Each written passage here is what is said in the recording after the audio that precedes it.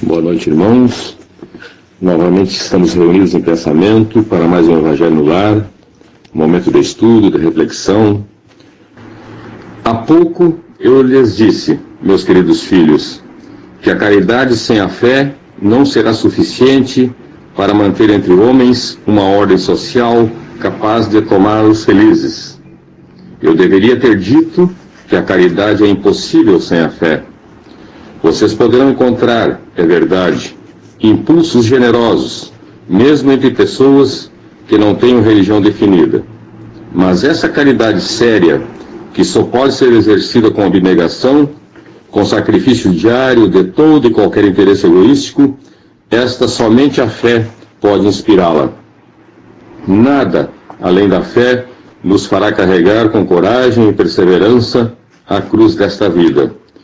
Sim, meus filhos, é em vão que o homem desejoso de prazeres fáceis se iluda sobre o seu destino nesse mundo, pretendendo que lhe seja permitido ocupar-se apenas de sua própria felicidade. É certo que Deus nos criou para sermos felizes na eternidade. A vida terrena, porém, deve unicamente servir para o nosso aperfeiçoamento moral, que se alcança mais facilmente com o auxílio do corpo físico e das coisas materiais.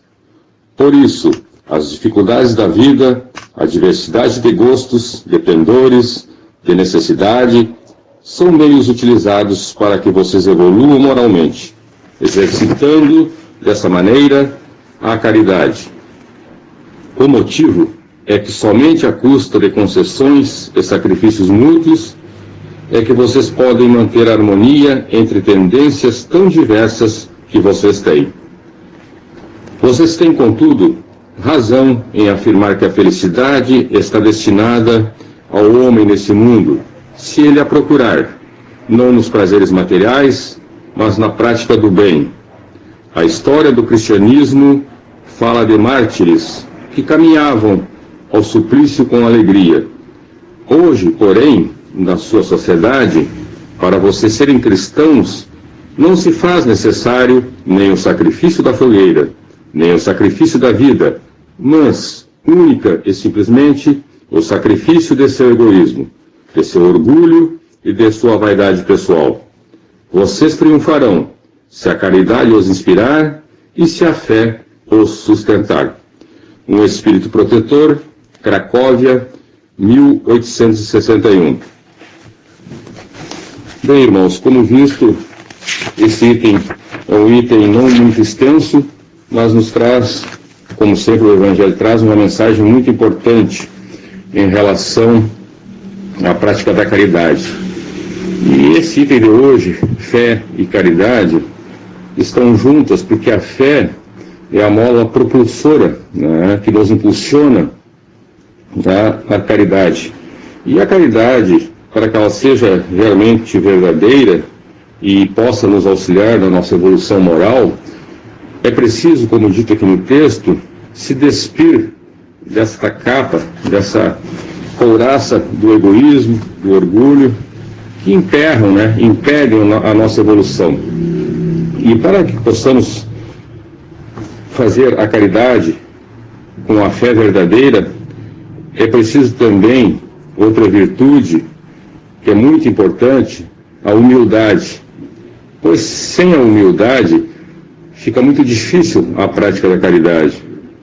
O orgulhoso, o egoísta, o vaidoso, ele tem uma certa dificuldade de praticar a caridade, porque para a caridade ser realmente verdadeira, com fé, como dito aqui no assunto de hoje, ela tem que ser despida dessas vícios, dessas tendências que não contribuem para a nossa evolução. O materialismo ele é importante, nos facilita a nossa evolução aqui, mas não se resume em tudo que nós precisamos para nos direcionar ao caminho de Deus. Como visto anteriormente nos itens desse capítulo, o olhar ao nosso irmão, amar o próximo como a si mesmo, sem julgar, é muito importante para que possamos evoluir juntos e não isoladamente. Então, irmãos, com essas poucas palavras, está realizado o comentário desse texto, novamente vamos levar o pensamento a Deus, nosso Pai Criador da vida, ao nosso irmão e Mestre Jesus, aos Espíritos de luz que estão conosco nesse momento importante do Evangelho da nossa Casa Espírita lá em Nogueira. Vamos dividir essa luz que estamos recebendo nesse momento com os nossos irmãos, trabalhadores da Casa lá em Nogueira, frequentadores, simpatizantes e todas aquelas pessoas que nesse momento estão conectadas com esse Evangelho, que possam receber essa luz conforme sua necessidade, o seu merecimento. Os irmãos também que constam na nossa lista de radiações, no livro da nossa casa, que possam ser atendidas, não somente esses irmãos, mas também seus familiares que estão envolvidos em momentos de aflição, que sejam também todos atendidos conforme o seu merecimento e a sua necessidade. Vamos pedir também pela paz que tenhamos não só na nossa cidade, no nosso estado, no nosso país, e na paz pelo mundo. Que o grande Mestre e a divindade nos proteja, nos ampare frente às adversidades que estamos passando no momento, e como sabemos, elas vêm para o nosso fortalecimento, para o nosso crescimento, e que tenhamos a serenidade suficiente para entender o momento e voltarmos a seguir a nossa caminhada.